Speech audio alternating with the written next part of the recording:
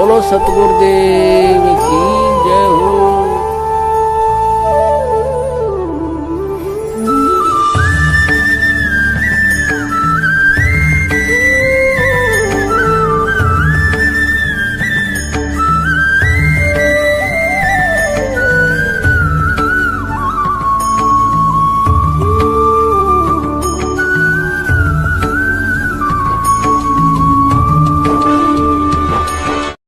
Number 2, 3 समय की आरती।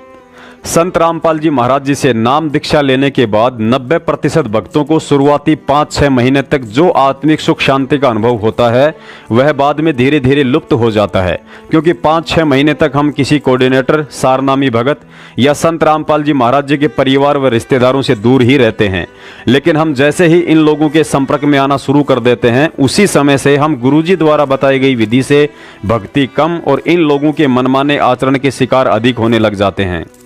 जब कोई भगत इन कोऑर्डिनेटर, नामदान संचालक या किसी सारनामी भगत के घर पर जाता है और देखता है कि जब उनके घर में आरती चलती है तो कोई चाय बना रहा होता है, तो कोई बाथरूम में बैठा होता है, तो कोई आरती के साथ साथ आपस में बातें भी करते रहते हैं, उस सारनामी परिवार का यह नज़ारा देखकर वह नया नया नाम उपदेशी भगत सोचता है कि मैं तो यूं ही फालतू में सुबह शाम आरती में बैठकर अपना समय बर्बाद करता हूं। जब यह सारनामी परिवार आरती के साथ साथ अपने सारे कामकाज कर सकता है तो मैं क्यों नहीं कर सकता। ये लोग तो 10 साल से गुरुजी की शरण में हैं, इनको तो मेरे से अधिक ज्ञान है, ये जो कर रहे हैं वह ठीक ही होगा। और उसी दिन से ऐसा सोचकर वह व्यक्ति भक्ति में शॉर्टकट अपनाने लग जाता है और इसी तरह धीरे धीरे देखा देखी में यह आग सब जगह फैल जाती है। गुरुजी कहते हैं, जिन हरि जैसा सुमरिया ताको तैसा लाभ, ओसा प्यास न भाग ही जब लग दसे न आब।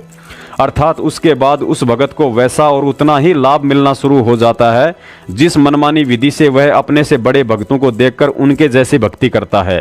फिर कोई छोटी मोटी परेशानी आने पर अज्ञानता के चलते उसे भक्ति और भगवान में दोष दिखाई देने लग जाते हैं।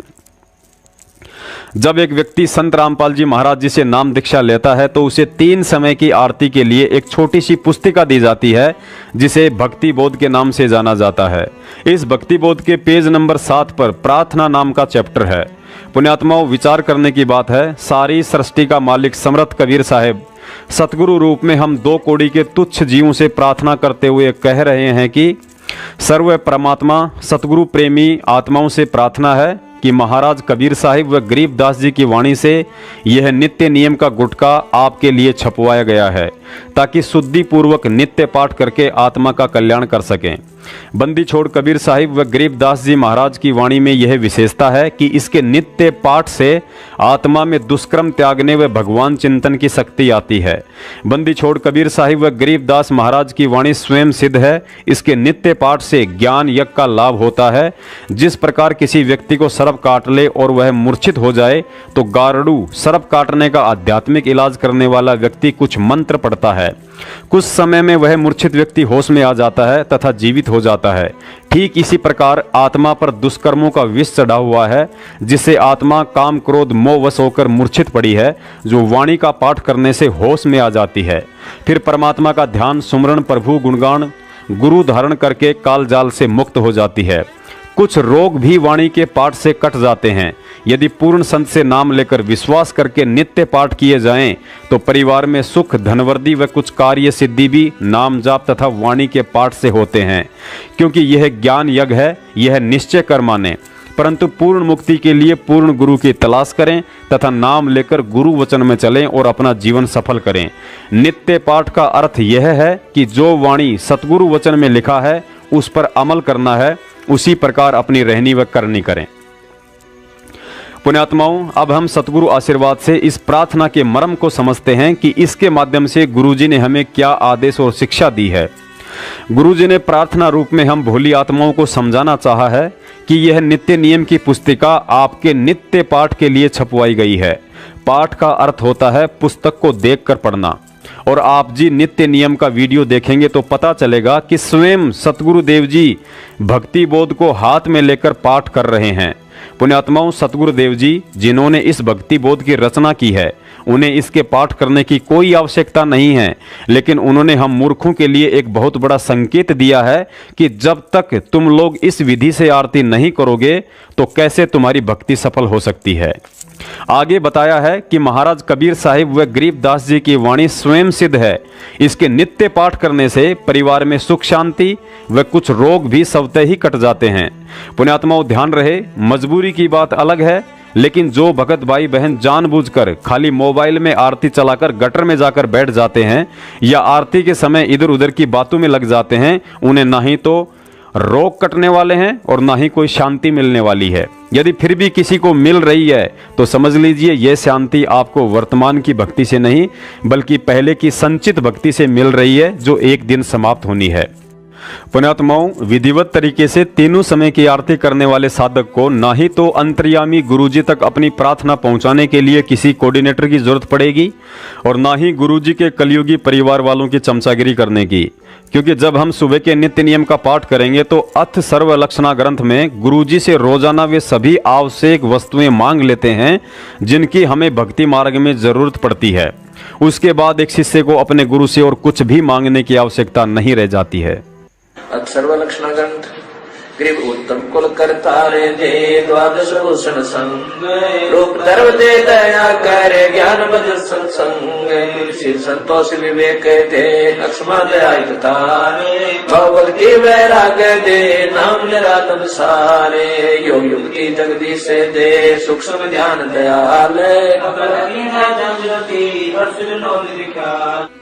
ठीक इसी तरह जब हम संध्या आरती का विधिवत तरीके से पाठ करते हैं तो हम अपनी जाने अनजाने में की गई दैनिक और जन्म जन्मांतरों की सभी गलतियों व पाप कर्मों की रोजाना समायाचना करते हैं। और जब तक हम समायाचना नहीं करेंगे तो हमारे पाप कर्म कैसे हल्के हो सकते हैं। अतः किसी दिन अचानक दुखों का पहाड़ टूटने के कारण गुरुजी के आगे रोने से बेहतर है कि हम रोज संध्या आरती करके उनसे समायाचना मांगते रहें, ताकि किसी दिन अचानक गिरने वाले दुखों के पहाड़ से बचा जा सके। मेरे अवगुण किए तो बहुत किए अर्थ न मानी हार भावे बंदा बख्श दियो भावे गर्दन तार मेरे अवगुण मेरे पाप जी बख्शो गरीब नवाज जो मैं पूत कपूत हूँ गौर पिता को लाज फिर मैं अपराधी जन्म का नक्शक बड़े विकार तुम दाता दुख बंधना मेरी करो संभार गुण किए घनेरे फिर भी भले बुरे हम तेरे गुण किए घनेरे फिर भी भले बुरे हम तेरे दास को जान कर पट नादान ओ नादान मोहे बस दियो अविनाशी दास को जान कर पट नादान ओ नादान मोहे बख्श दियो अविनाशी मेरे गुरु देव भगवान भगवान दियो काट काट की फांस। गुरुजी ने सुबह के नित्य नियम का सही समय सूर्य उदय से 1 घंटा पहले, जिसे ब्रह्म मुहूर्त कहा जाता है, उसे बताया है और अपनी वाणी में भी कहा है कि ब्रह्म मुहूर्त सूरत नगरी सुन सरोवर नाता इस पर भी का पार नहीं तेरे सकल कर्म कट जाता।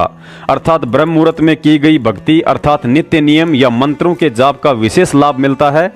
ब्रह्म मुहूर्त में की गई साधना को सबसे बड़ी पर भी बताया है, जिससे जीव के शीघ्र ही सकल कर्म कट जाते हैं। ब्रह्म मुहूर्त सूरत नगरी सुन सरोवर नाता या पर भी का पार नहीं रे सकल कर्म कट जाता। सुरत नरत मन पवन बंद कर मेरे दंड चढ़ जाता। सहस कमल दल फूल रहे हैं अमी महारस खाता। जहां अलख निरंजन जोगी बैठा जहां से रहा न भाता।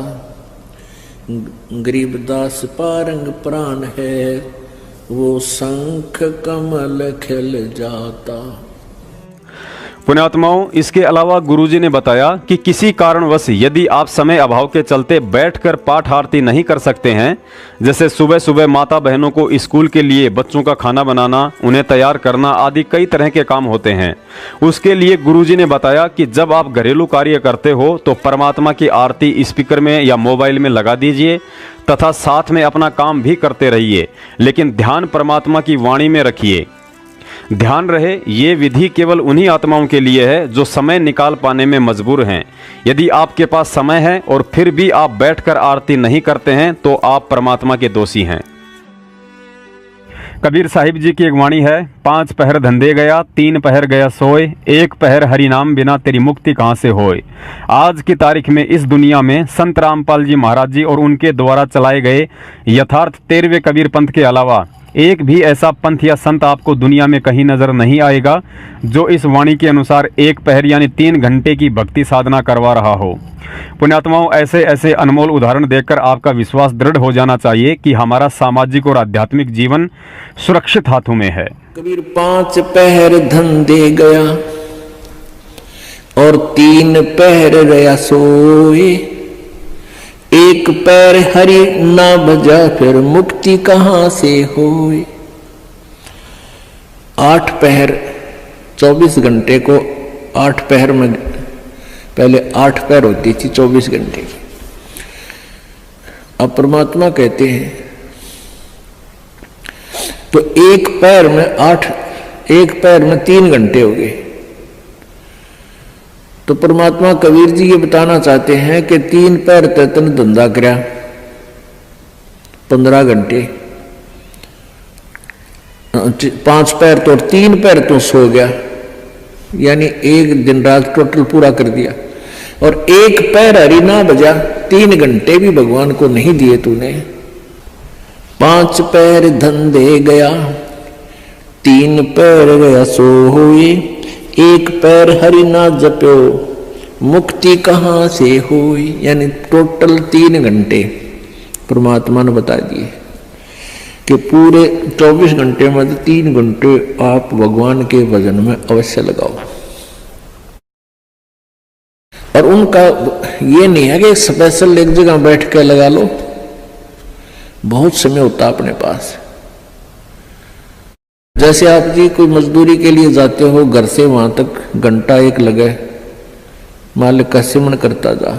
बस में बैठकर जा रहे हो कहीं काम, बस वहां भक्ति करें। खेतों में जा रहे हो, खेतों से घर से लेकर वहां तक जो खूब भक्ति करे, अपना मंत्र ने याद रखे। और बहुत से ऐसे कार्य हैं जो काम करते करते भी हम भगवान की भक्ति कर सकते हैं। जैसे खेत में आली हल जोतता है, हमने देखे पहले ही आली में लक्ष्मी चंद की रागनी गाए जाते, हल भी जोड़े जाते। तो वह भगवान की भक्ति भी करे, कभी आरती करने लग जाए, कभी भगवान की वाणी बोलने लग जाए। कोई फिल्मी गाने गावा है, कोई और बकवास सोच रहा है। तो इस प्रकार हमने अपना सुमन में 3 घंटे का समय निकालना चाहिए। जैसे सुबह का नित्यनेम आध पौना घंटा लगता है, 15 मिनट की असुर निकंदन रामायणी 1 घंटा तो हो गया। आध 35 मिनट की आरती होती है, 1.5 घंटा। बाकी 1.5 घंटा आपका सिमरन भी हो जाना, सिमरन आध घंटा मंत्र, 1 घंटे का श्वास का सिमरन। तो इतना भी आप कंटिन्यू कर लोगे तो भी आपका बेड़ा पार हो जाएगा। ये सत्कर्म मान ली।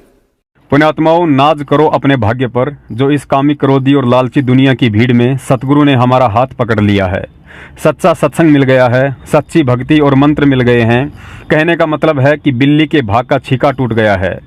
गुरुजी ने बताया कि इस जीव आत्मा का ऐसा दाव असंख्य कल्प युगों के बाद बड़ी मुश्किल से लगता है। हमारा कलयुग की पिछली पीढ़ी में ऐसे समय में जन्म होना जिस समय परमेश्वर सतगुरु रामपाल जी महाराज सशरीर हों। इस समय की महत्वता को शब्दों में बयान करना किसी के लिए भी बेहद मुश्किल है, क्योंकि उपरोक्त विधि से 3 घंटे की मर्यादित भक्ति करने वाली आत्माओं के लिए यह अंतिम मानव जन्म है। और इस बात को गुरुजी के इस सत्संग से ज्यादा दुनिया में कोई नहीं समझा सकता है। कहते हैं जब भी दाव लग गया उसी समय पीछा छुटवा ले। एक बार एक भगत साधना कर रहा था एक संत पीपल के पेड़ के नीचे बैठ के, और कुछ बहनें जा रही थी। उनसे पूछा, बहनों कहाँ जा रही हो तुम? कहने लगे एक ऋषि के पास जा रहे हैं और वो भूत भविष्य की सारी जानता है। तो उसने कहा कि मेरे बारे में बहनों पूछ के आना, मेरा मोक्ष कितने जन्म में हो जाएगा? अच्छा भाई पूछ के आवेंगे, तेरी भी पता कराएंगे। तो अपनी बातचीत करके उसने उस ऋषि से कहा, जानने वाले से, कि जी ऐसे ऐसे एक साधक है, उसकी एक प्रार्थना है, उसका मोक्ष कितने जन्म में होगा? तो उस भविष्य वक्ता ने बताया कि जितने पीपल के पेड़ के पत्ते हैं इतने जन्मों में उसका मोक्ष होगा। अब उन बहनों ने सोचा, भाई यदि उसको हमने यह बात बता दी तो उसका तो हार्ट अटैक हो जाएगा, वो तो बेचारा इच्छुक है भगवान की जल्दी मोक्ष हो मेरा। तो उन्होंने सोची उसके दूर से चलते हैं। वो दूर से जाने लगी, यानी 5-4 किले दूर से, यानी 1000 फुट की दूरी से दूसरे रास्ते से जा रही थी। वो भाग्या गया उनके पास, कहने लगे, बहनों मेरे बारे में पूछ कर आए तुम? वो कहने लगी, भाई पूछता है पर बाबा जी तू सहन नहीं कर सकता, अगना बहन बता दो, जो भी बताई है मुझे बता दो। वो कहने लगी, भाई जिस पेड़ के नीचे तू बैठा है ना, पीपल के पेड़ के, यूं बताया कि उसके जितने पत्ते हैं इतने जन्मा में तेरा मोक्ष होगा। वो तो डांस करने लग गया, नाच न बोले बे बुलाओ थारा।